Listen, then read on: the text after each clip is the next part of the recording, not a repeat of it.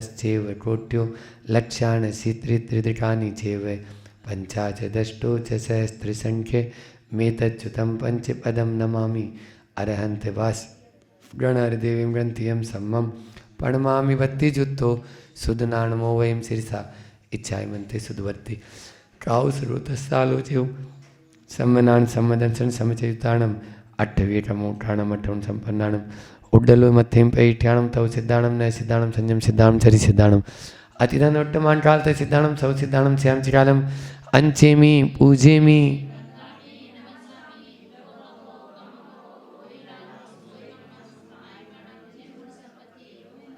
अथ अपराणिक स्वाध्याय बेलायाम श्रीमद आचार्य वर्तिकाय उत्सर्गम करो मैं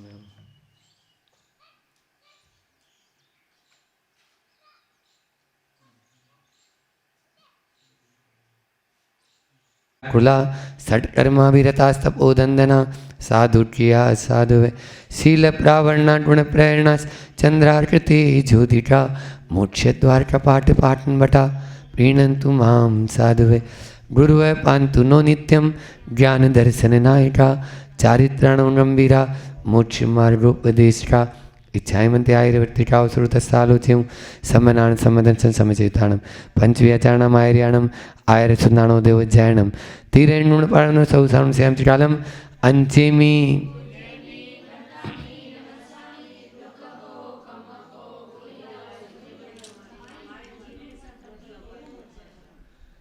आदिम तीर्थंकर प्रभो आदिनाथ मुनिनाथ आदि व्याधि अग्रमग्र मिटे तुम पद में मम मात चरण शरण है आपके तारण तरण जिहाज भवदधि तट तट ले चलो करुणा कर जिन राज।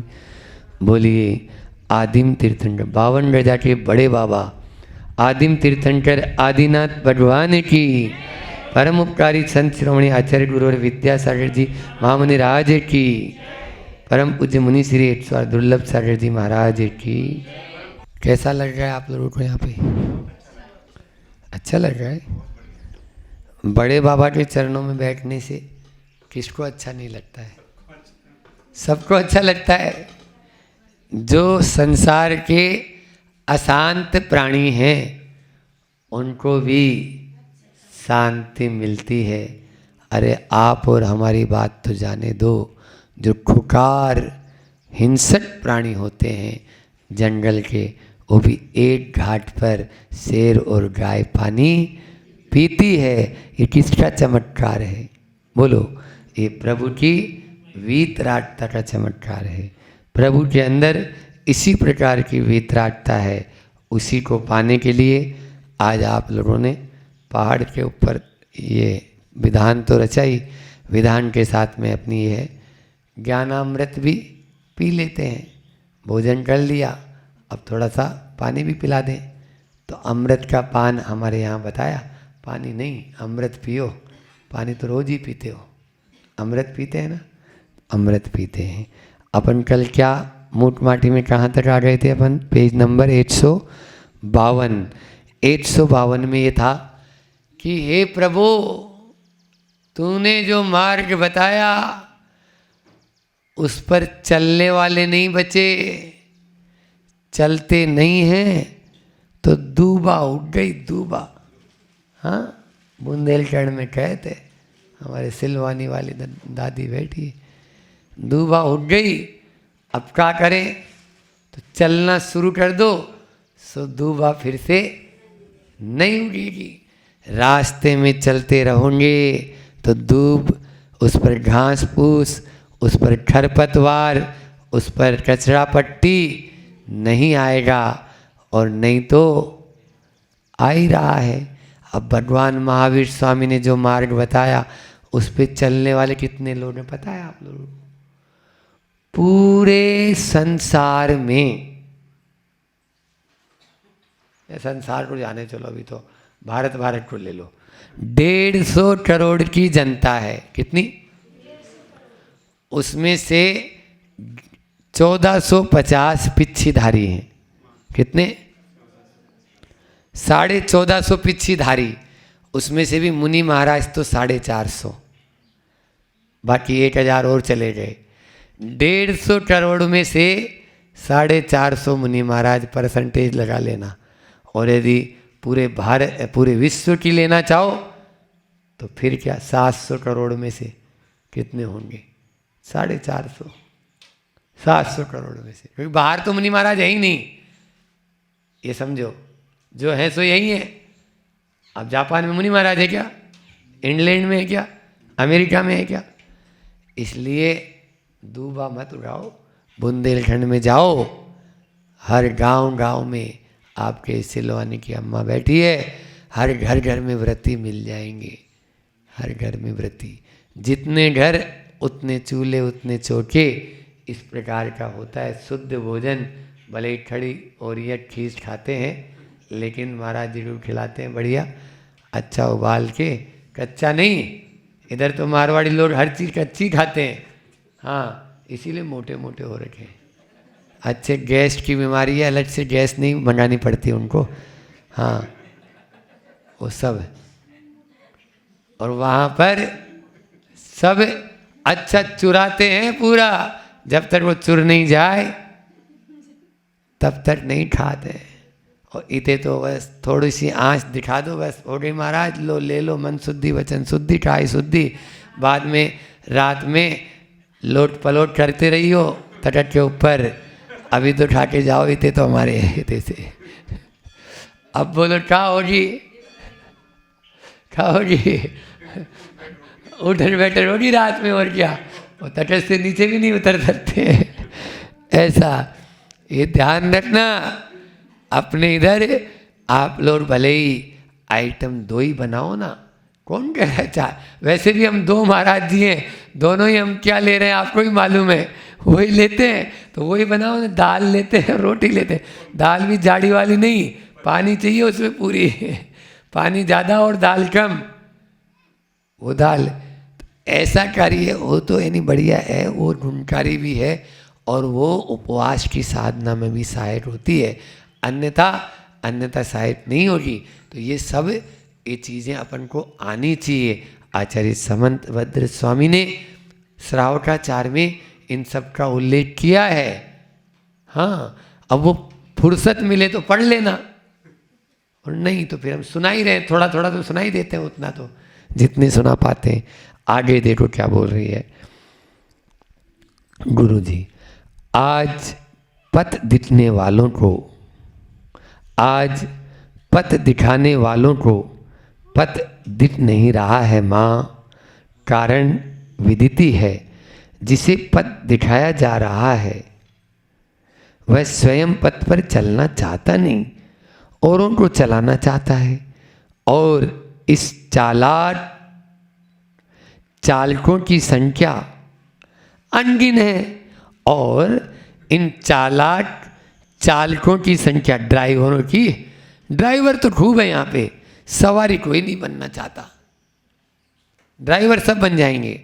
एवरी पंच, एक किसी ने कहा था इंग्लिश में मेरे से, जब हम विद्यालय में पढ़ते थे तब, every person is driver, every person is adviser, every person is doctor. ये भारत की 3 विशेषताएं हैं। भारत की 3 विशेषताएं क्या क्या? यहाँ का प्रत्येक प्राणी, प्रत्येक व्यक्ति एडवाइजर है। आप छोटे से बच्चे से भी ले लो सलाह, तो हाँ महाराज यहाँ नहीं बैठना, वहाँ बैठो तो अच्छा रहेगा, तो ये एडवाइजर। फिर डॉक्टर, आपके पेट में दर्द हो जाए तो 70 लोग खड़े होंगे, तो 70 तरह की पुड़िया तो वहाँ पे 1 मिनट में बन जाएगी। फिर उनको एक साथ या तो मिला लो और फिर 1 पुड़िया बना के ले लो, ताकि सबका असर हो जाए। और ऐसे ही एवरी पर्सन इज ड्राइवर। देखो कितनी अच्छी बात कही है कि आज पथ दिखाने वालों को, पथ दिखाने वालों को पथ दिख नहीं रहा है माँ। जो इसमें 2 संश्लेष निकल रहे हैं, देखो दोनों मेरे लिए भी है और आपके लिए भी है। आपको पथ दिखा रहा हूं, तो जिनको दिखा रहा हूं उनको भी नहीं दिख रहा। और दूसरा इसमें संश्लेष दूसरा आ रहा है अर्थ, जो पथ दिखा रहा है वो खुद ही पत्थर की नाव बना हुआ है, वो खुद ही, और उसमें भी छेद है, उसमें भी छेद है। स्थिति बड़ी विचित्र है। यदि पत्थर की नाव में बैठोगे तो कहाँ जाओगे? बोलो। आए दिन बड़े बड़े स्कैंडल हो रहे हैं, आप देख रहे हो। बाबा लोरो के नाम से करोड़ों अरबों की संपत्ति मिली, आश्रमों के नाम से हैं, आश्रमों के ढेर लग गए। हाओ, अब श्रम ही नहीं किया था, बिना श्रम के जो आ गया तो बिना श्रम के ही चला भी गया। तो इसलिए ज़्यादा इसके चक्कर में नहीं। फिर भी वीतराग संतों के अंदर तो ये कमी अभी नहीं आई, फिर भी थोड़ी थोड़ी आती जो अन्य और कमियां हैं उनको भी दूर होना चाहिए। शीतलाचार को बढ़ावा प्रोत्साहन नहीं मिलना चाहिए। आचार्य श्री जी यही कह रहे हैं, पथ दिखाने वालों को भी पथ दिखे नहीं रहा, क्योंकि वो खुद अंधेरे में है ना। जो बात मैंने दूसरों को समझाई वो मुझे आज तक समझ में नहीं आई। जो बात कहीं पढ़ी थी मैंने पंक्तियाँ, जो बात मैंने आज तक दूसरों को समझाई वो खुद को आज तक समझ में नहीं आई। तो कहाँ से होगा कल्याण? कैसे हो कल्याण की हुंडी जाली है। यदि हुंडी जाली होगी तो भुगतान कहीं पे भी नहीं होगा। चाहे कलकत्ता में चले जाओ, चाहे जयपुर में चले जाओ, और चाहे बड़वानी 52 गजा में आ जाओ, उसका भुगतान होने वाला नहीं है, क्योंकि वो जाली हुंडी आपके पास लेके घूम रहे हो आप। हाँ, वो करेंसी असली है ही नहीं, नकली है। यही बात यहाँ पर है। ये मुद्रा है, मुद्रा, इसको करेंसी बोलते हैं। नकली नोट चलता है क्या बाजार में? बोलो। तो ये जो जिन मुद्रा है, ये नकली मुद्रा चलेगी बाजार में? बोलो। जिन मुद्रा, ये मुद्रा है। और मुद्रा आप लोग इसको बोलते हो। जैसे बाजार में नकली नोट नहीं चलता, अरेस्ट कर लिया जाओगे, वैसे ही नकली मुद्रा, नकली जिन मुद्रा भी चलने वाली नहीं है। हाँ, मूट माटी में एक माटी होती है, वो पद दलिता होती है, पाँव के नीचे आती है। एक ही दोहे में आपकी बात हम समझा देते हैं कि माटी कहे कुमार से, तू क्यों मुझको रोंद, एक दिन ऐसा आएगा मैं रोंदूंगी तो। बस यही है कि वह माटी जो आज पाँव में रुल रही है, वह भी एक दिन सिर पर धारण करने योग्य हो जाएगी। तेरी आत्मा आज जो संसार में गोते खा रही है, एक दिन वही पूज्य बन जाएगी। पाँव की ठोकर में पड़ा हुआ पत्थर शिल्पी के हाथ लग जाता है तो पूजा के योग्य बन जाता है। सबसे पहले एक पुष्प तोड़ के इस बगिया से पहले प्रतिमा के चरणों में वह शिल्पी ही चढ़ाता है, सबसे पहला प्रणाम करता है। क्यों? क्योंकि उसने परीक्षा दी है। परीक्षा देना सीखो, ये बात मूट माटी बताती है। आओ आगे चलते हैं। तो आज पथ दिखाने वालों को पथ दिख नहीं रहा है माँ, कारण विदित ही है। कारण तो आप जानते ही हो, क्योंकि आप लोग सब 2 रोटी अनाज की खाते हो, कोई भूसे की तो खाते नहीं हो। तो जब अनाज की रोटी सब लोग खाते हैं तो इतना दिमाग भी सब में है कि पथ दिखाने वालों को पथ क्यों नहीं दिख रहा है। आचार्य श्री जी भी मजे लेते हैं। जिसे पथ दिखाया जा रहा है वह स्वयं पथ पर चलना चाहता ही नहीं।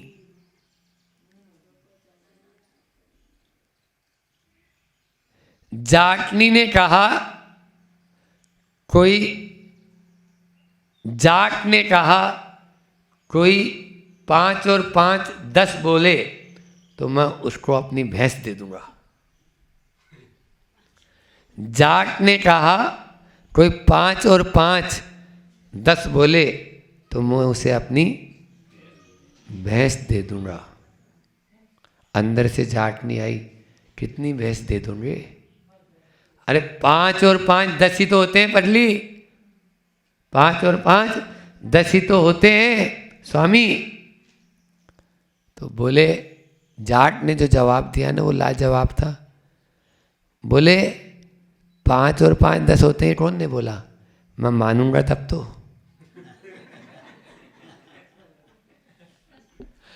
5 और 5 10 होते हैं, ये मैं मानूंगा तब तो। बस आचार्य श्री जी ने ये जवाब दिया यहाँ पर, समझ आ गया? जिसको हम पथ पर चलाना चाहते हैं वो स्वयं पथ पर चलना ही नहीं चाहता ना। आप लोगों के लिए हम सारी सुविधाएं जुटा देंगे, सब व्यवस्था बना देंगे, उसके बाद में भी आप सुधरना ही नहीं चाहते तो कहाँ से होगा? बोलो। केवल कलश स्थापना हो गई, आप शिविर में आ गए, आप इसमें विधान में बैठ गए, आप खूब पूजा पाठ कर लिए, खूब प्रवचन सुन लिए, हमने अच्छा बोला तो आपने ताली भी बजा दी, इतने मात्र से कल्याण होगा क्या? बोलो, नहीं होगा ना। ये तो सब वैसा ही है, अंदर तो मल भरा है और बाहर से पोते जा रहा है। मटके को एक मटका है, उस मटके के अंदर में मल भरा है और बाहर से कलश ले लिया, हाँ एक पुताई कर दी, फिर उसने विधान ले कर लिया, एक पुताई कर दी, फिर उसने ये कर दिया। तो महाराज जी बंद कर दे तो फिर तो वो कलश भी और खराब दिखेगा। अंदर तो मल था और बाहर से भी आपने उसको पोता नहीं, तो दोनों ही तरफ से गड़बड़ हो जाएगा। कम से कम उसको पोतना तो शुरू जो कर रहे हो वो तो सही रखना, नहीं तो ऐसा बोलेंगे महाराज ने सही कहा, अब नहीं कराएंगे विधान, अब कोई कलश नहीं लेंगे, हाँ अब कोई यानी जो है ना प्रवचन नहीं सुनेंगे, अब कोई पूजा नहीं करेंगे। अच्छा बोला है, ऐसा नहीं। लेकिन बाहरी परिवर्तन से परिवर्तन नहीं होता ना, है ना। वो तुमड़ी वाला उदाहरण अभी 2-3 दिन पहले तो दिया था मैंने कि श्री कृष्ण खुद नहीं गए, बोले मेरी तुमड़ी को यात्रा करा देना, ये तुम भी है, वो तुमड़ी को ले गए, उसी की खीर बना के जब आए, वो 1 बार नहाते पांडव और उसको 5 बार नहलाते उसके अंदर पानी में, लेकिन अंदर से वो टड़वा बन गया क्या, थू थू थू थू करते रहे सब। तो ये होता है इस प्रकार से। तो जिसे पथ दिखाया जा रहा है वह स्वयं पथ पर चलना चाहता ही नहीं। आचार्य श्री जी हो गए, चाहोगे तो आपको 70 राह मिल जाएगी। अभी तो कोई भी आता है, महाराज जी 2 प्रतिमा का स्वरूप क्या होता है?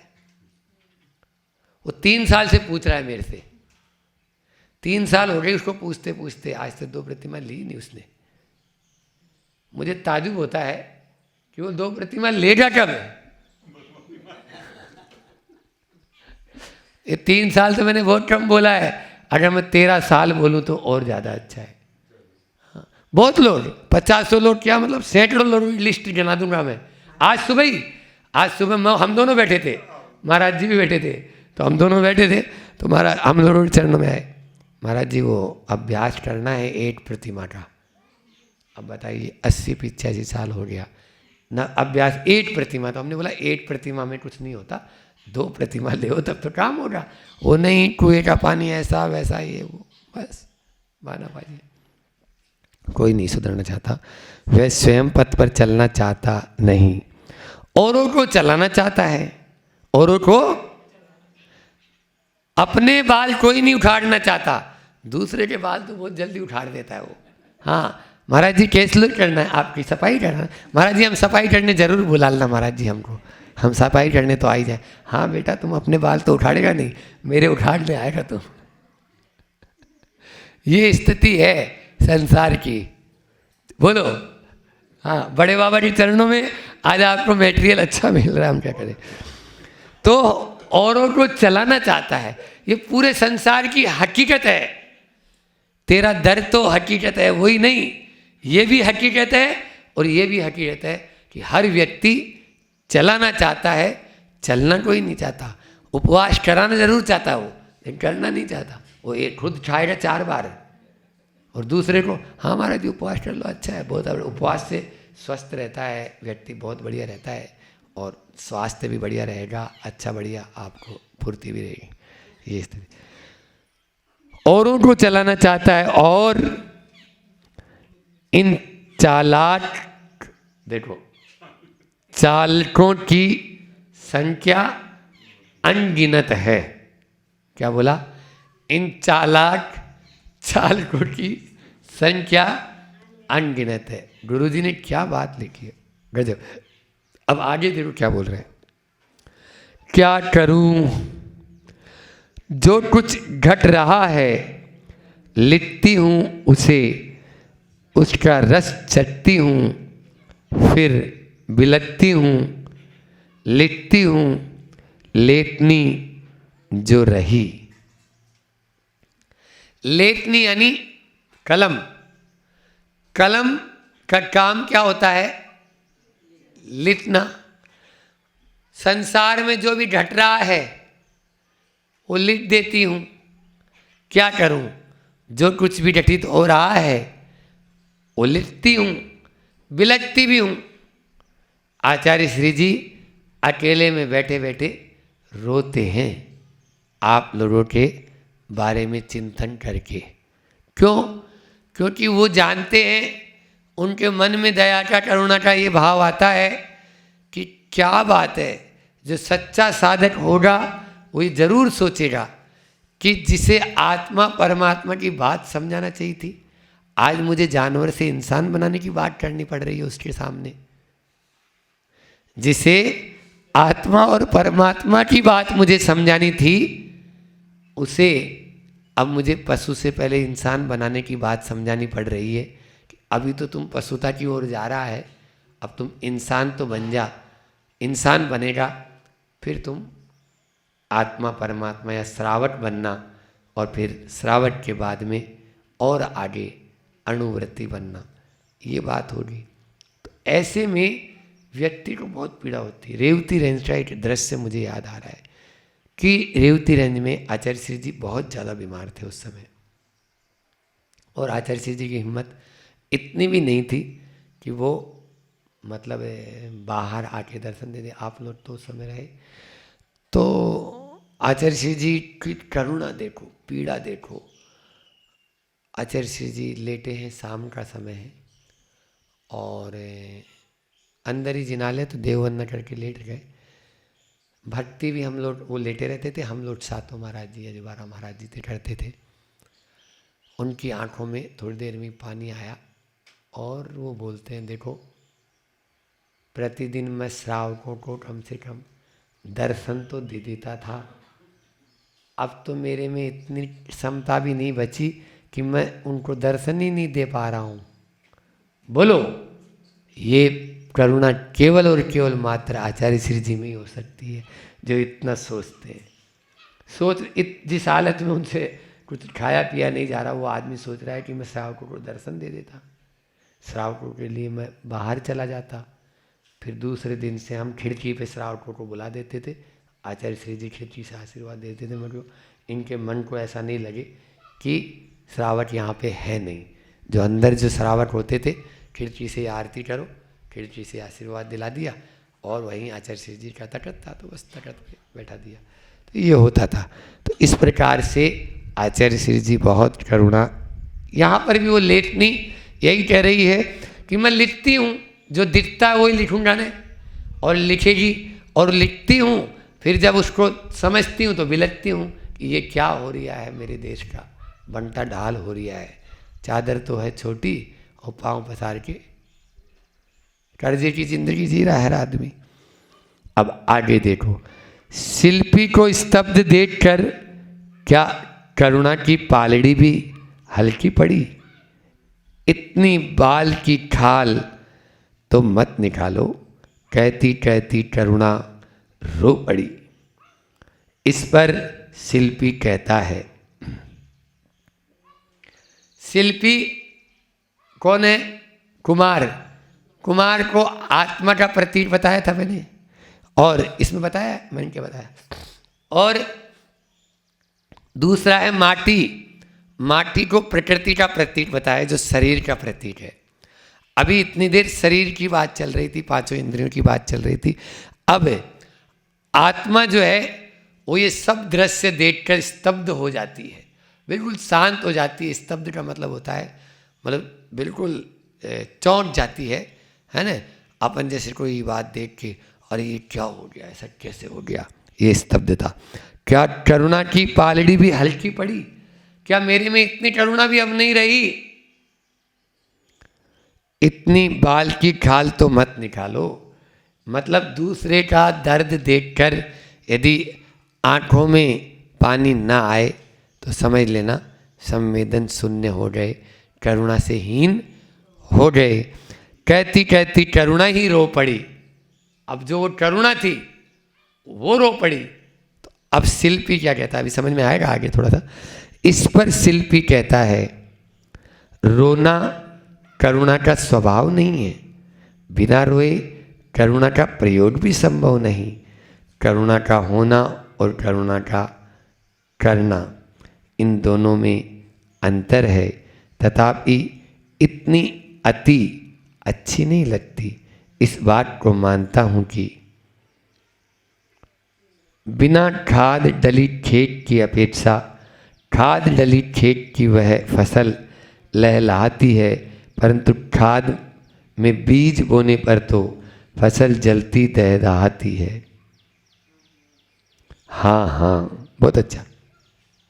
देखो, एक है करुणा का करना और एक है करुणा का होना।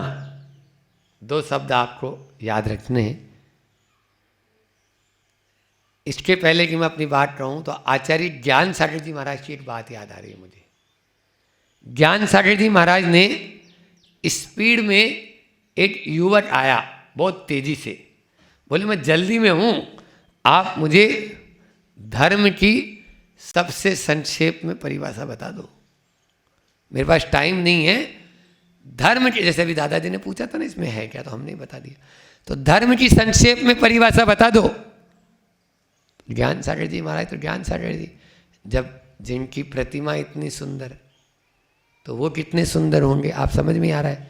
जिनकी प्रतिमा इतनी विद्वान तो वो कितने विद्वान होंगे, जो अच्छों को पढ़ाते थे। ज्ञान सागर जी महाराज तुरंत बोलते हैं, रोना आता है? वो आदमी देखा, क्या बोल रहे महाराज? बोले हाँ। बोले रोया करो। आपकी बात का जवाब यहाँ पे मिल जाएगा। रोना आता है? बोलो प्रदीप जी। हाँ, रोया करो। रोना धर्म है। दूसरे की पीड़ा को देखकर आंखों में पानी आना ही तो धर्म है। इससे बड़ा धर्म और क्या होगा? यही तो धर्म का मूल है। दया धर्म का मूल है, करुणा इसी का नाम है। और कोई कोरोना के चक्कर में मत जाओ। करुणा को याद रखोगे तो कभी जीवन में कोरोना नहीं आएगा, और करुणा को भूल जाओगे तो कोरोना का बाप आएगा। क्या बोला? देशवासियों इतने ही नहीं हो, आगे भी सुनेंगे। तो हम ये बोल रहे हैं, करुणा को याद रखोगे जीवन में कभी कोरोना नहीं आएगा, और करुणा को भूल जाओगे तो कोरोना का बाप आएगा। हाँ, अभी तो बिल्कुल कोरोना ही आया है, इसलिए बिल्कुल सुधर जाओ। सुधरने के लिए अवसर आपको दिया जाता है प्रकृति के द्वारा। यदि नहीं सुधरेंगे तो बार बार अपन को इसी तरह की फिर से अलार्म बजेगा, आप लोग फिर से जाग जाओ, अलार्म बजेगा, फिर से जाग जाओ। इस पर शिल्पी कहता है, रोना करुणा का स्वभाव नहीं है। अपने लिए रोना पाप है, अधर्म है। क्या बोला मैंने? अपने लिए रोना पाप है, अधर्म है। और दूसरों के लिए रोना आ रहा है। बिना रोए करुणा का प्रयोग भी संभव नहीं। करुणा का प्रयोग तभी होगा जब आप रोएंगे, लेकिन किसके लिए? अपने कष्टों के प्रति सहनशील बनो और दूसरों के कष्टों के प्रति संवेदनशील बनो। संवेदना होना जरूरी है, नहीं तो मुर्दे में और आप में कोई अंतर नहीं है। आज वर्तमान में एक तरफ लाशों का ढेर लगा है और एक तरफ चाय की चुस्कियां ले रहे हैं। वहीं शमशान घाट में पान की दुकान खुल गई, आओ गुटखा खाओ और लगाओ आग। क्या है बोलो ये? क्या ये करुणा रही? अरे आप उसकी अपने पिता के प्रति करुणा नहीं रही। जितनी देर उनकी अंत्येष्टि जल रही थी उतनी देर क्या वो गुटके के बिना नहीं रह सकता था? या जो जलाने गए थे वो लोग, हमने नेमावर में देखा, नेमावर में वहाँ नर्मदा नदी के अंदर एक साथ सात आठ चिताएं जलती है और वहीं दुकानें खुल रही है, गुटके की लटका के बेच रहे वो जुड़ी झुपड़ी। टेलीविजन देख रहे हैं, वहाँ पर भूकंप आया, ब्लास्टिंग हुई और आप लोग रोटी खा रहे हैं उसके सामने। बोलो अंतराय बताया। एक तरफ श्रावक को ऐसा सुन लेगा तो राम नाम सत्य की आवाज़ सुन ले तो अंतराय हो जाता है। गया जी में कम से कम इन तो चातुर्मास में 4-5 अंतराय ऐसे हुए प्रमाण सागर जी के।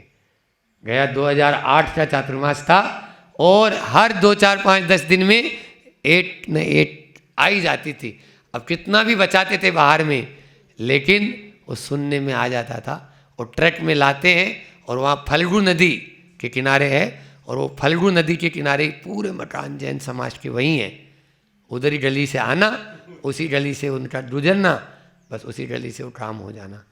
तो इस प्रकार से ये हमने देखा। तो कहाँ पर तो हमारी भारतीय संस्कृति में ये सब चीज़ें बताई। करुणा के अभाव में ये सब हो रहा है, संवेदनहीन हो रहे हैं। पिता का अवसान हो गया भारत में, बेटे को विदेश से बोला तो बेटा ये नहीं बोलेगा कि मैं आ रहा हूँ आप देख लें, कभी नहीं बोलेगा वो 3 काल में। विदेश वाला तो आप कर दीजिए, कितना खर्चा हुआ बता देना, मैं आ रहा हूँ फिर बाद में देख लूँगा आके।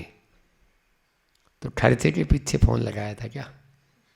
बोलो, खर्चा तो वो भी दे देगा जिसके पास में वो रहता था। जो केयर टेकर था, जो नौकर था उसके घर में, वो भी दे देगा इतना था तो उसका खा के गया है।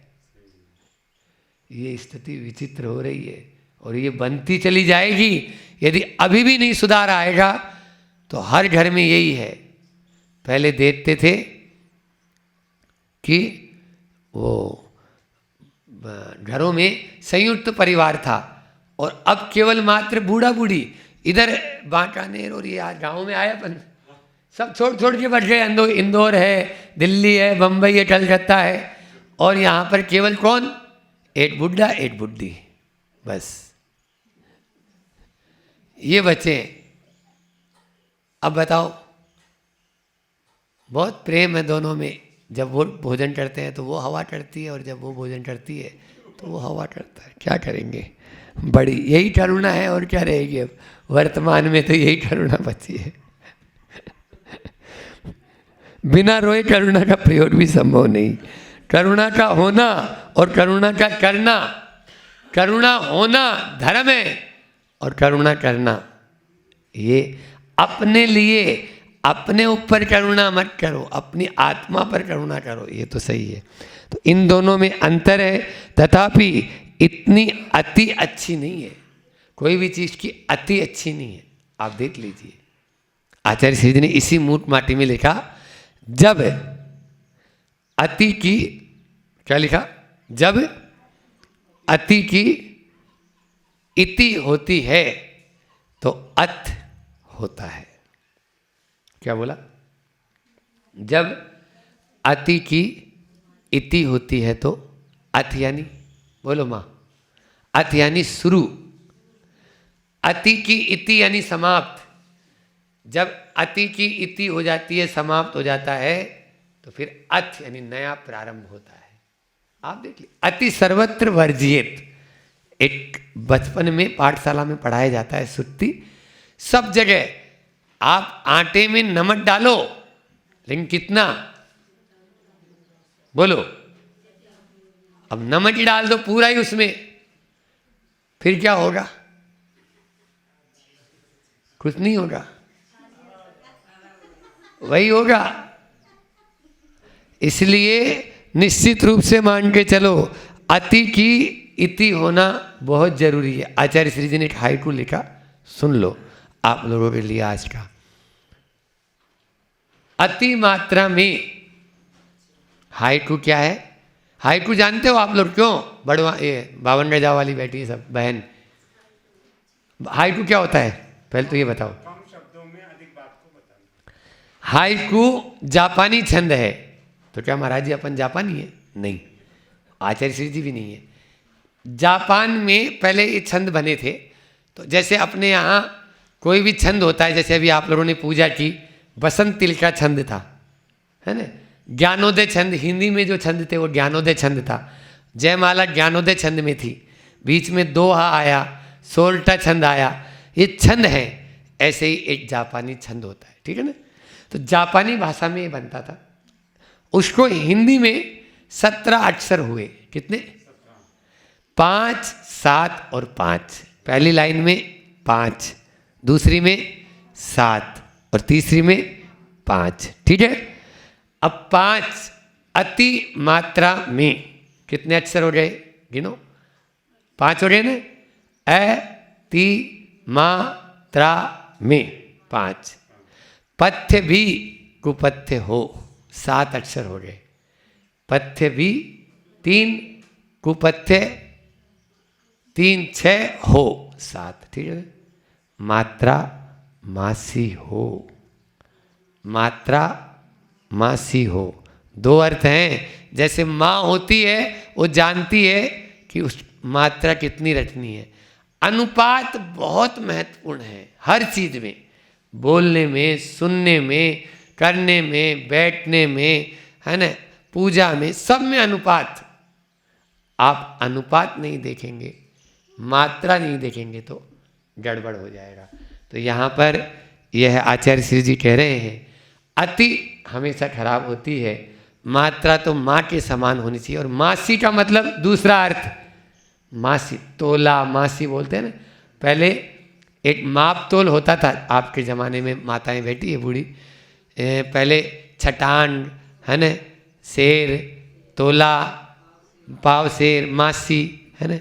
तो ये ऐसा, तो ये जो है मात्रा मासी हो, थोड़ी हो, थोड़े में अच्छा लगता है। हमने देखा कुछ लोगों की आदत होती है, छोटे में भी खूब बनाएंगे तो इतना बना लेंगे, खूब लेके जाएंगे तो खूब लेके जाएंगे, और वो लेने का ही मन नहीं। थोड़ा ले जाएंगे तो ले लिया, कम पड़ गया कोई बात नहीं, फिर से 7 रुपये दोबारा ट्राई एंड दूसरे दिन फिर देखेंगे। हाँ, प्यास भूख बनी रहनी चाहिए। भूख बनी रहेगी तो मंदाग्नि नहीं होगी, और भूख को मार दोगे, एक ही दिन में आपने खा ली एक साथ खूब सारी, अब दूसरे दिन वो सामने आते ही आपको उल्टी आएगी। क्यों? हम अपने जीवन का एक प्रसंग बनाते हैं, आप लोग हंसी आएगी कि एक बार क्या हुआ कि वैसे रात में तो हम बहुत कम नहीं खाए, लेकिन मूंगफलियाँ चलती थी पहले रात में, छोटे थे, 8वीं 9वीं में पढ़ते होंगे, अब 8वीं क्लास में थे जहाँ तक। तो मिट्टी के उसमें चूल्हे पे मिट्टी का जो होता था रेत, उसमें मूंगफली सेकती थी माँ, और सेक के रख लेती थी। तो उस दिन वो सेक रही थी तो हमने थोड़ी ले ली, थोड़ी खाते हैं, है ना। अब हमने बोला थोड़ी और खाते हैं। अब भैया था, बड़ा वाला छोटा वाला सब बैठे थे, हमने हार जीत कौन ज़्यादा खाता है, खाते रहे। वो लोग तो उठ के भग गए दोनों, हम खाते रहे। तो हम खा लिए, इतनी मूंगफली खा ली, मतलब आप लोग कल्पना भी नहीं करोगे। फिर सवेरे से उल्टी शुरू हुई, जो नज़र लगी हुई जो भी हुई हो, तो पूरे दिन भर उल्टी हुई, ठीक है, वो सब मटेरियल बाहर। और 2 साल तक यदि मूंगफली सामने आ जाती थी तो उल्टी हो जाती थी। क्या बोला मैंने? लगभग 2-3 साल तक कभी मैंने मूंगफली अपने मुंह पे नहीं रखी। ये होता है अति मात्रा में, पथ्य भी कुपथ्य हो, मात्रा तो मासी हो। इस प्रकार से ये प्रैक्टिकल है, ये सब उदाहरण हम किए हुए हैं ऐसे, है ना, धंध फंद। तो इसलिए इनको इतनी अति अच्छी नहीं लगती। इस बात को मानता हूँ कि बिना खाद डली खेत की अपेक्षा खाद डली खेत की वह फसल लहलाती है, परंतु खाद में बीज बोने पर तो फसल जलती दहदाती है। हाँ हाँ, बहुत अच्छा। खाद डालेंगे तो फसल अच्छी होगी, लहलाएगी। अब लेकिन खाद ही डाल दो और मिट्टी नहीं हो, बोलो, खाद ही भर दो पूरे खेत में, तो वो लहलाएगी नहीं, जलेगी। आचार्य श्री जी ने कहा फसल जलती दह दहाती है, लहलाती नहीं, दह दहाती है, पूरी फसल जलकर राख हो जाती है। इसलिए मात्रा का ध्यान रखो। बच्चों को भी आप बोलते हो उतना ही बोलो जितना अपन को जरूरत है, बोल दिया।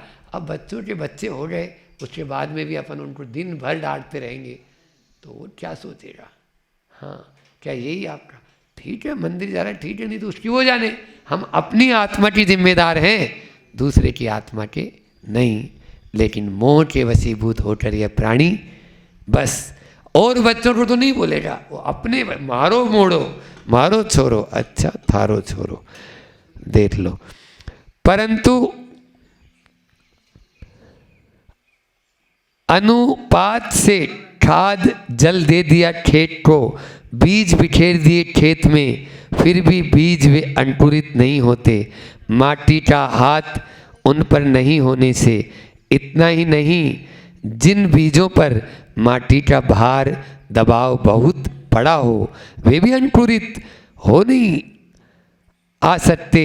भू पर दम घुट जाता है उनका भीतर ही भीतर। चलिए इतना ही रखेंगे, टाइम भी हो गया काफ़ी। तो यहाँ पर ये बोल रहे हैं आचार्य श्री जी कि अनुपात से खाद और जल देना जरूरी है। ठीक है, बीज आपने बिखेर दिया, ठीक है, अब बीज बिखेर दिया तो वो माटी के अंदर भी होना चाहिए, लेकिन माटी के अंदर ही नहीं होना चाहिए। अब माटी के अंदर कितना होना चाहिए ये भी किसान जानता है, ताकि वो अंकुरित हो जाए। ज़्यादा अंदर चला जाएगा तो बस आचार्य श्री जी वही कह रहे हैं। ये चीज़ तो जानते हो आप लोग, बड़े तुरंत बोल दिए, है ना। लेकिन और जो अच्छी बात है उनमें अनुपात, आप देखो ना, दान है कितना करते हो, बोलो, अनुपात से करते हो कभी? धर्म है कभी अनुपात से करते हो? संयम है कभी अनुपात से करते हो? आप तो हम ये बोल रहे हैं 24 घंटे होते हैं, 24 घंटे में से आप 8-8 घंटे बांट लो। 8 घंटे धर्म करेंगे, 8 घंटे मतलब बाल बच्चों को, बीवी बच्चों को और परिवार के लिए, और 8 घंटे कमाएंगे। तो हो गया 24 घंटा हो गया, सही किया मैंने। अरे हम 8 घंटे तो छोड़ो, वो 80 मिनट भी नहीं देता है धर्म में, 80 मिनट भी नहीं देता। 80 मिनट का मतलब 1.5 घंटा, 1.25 घंटा, कोई भी नहीं दे रहा है। तो कहाँ से होगा, कैसे होगा कल्याण? अनुपात बहुत जरूरी है। अपन जिस अनुपात से काम करेंगे उसी में होगा, इतना ही यहाँ पर कहा गया है। फिर भी बीज वे अंकुरित नहीं होते, माटी का हाथ उन पर नहीं होने से, यदि माटी उन पर नहीं आएगी तो भी अंकुरित नहीं होगा। और इतना ही नहीं, जिन बीजों पर माटी का भार ज़्यादा पड़ जाता है, दबाव बहुत पड़ा है, वो भी अंकुरित नहीं हो सकते, क्योंकि अंदर ही उनका दम घुट जाता है, भीतर ही भीतर। इसलिए अनुपात का जरूर ध्यान रखो। करुणा के बारे में बहुत लंबा है, अभी करुणा चलेगा ये, ठीक है, इतना। बोलिए अहिंसा परमो धर्म की। आचार्य गुरुवर विद्यासागर जी महामुनि।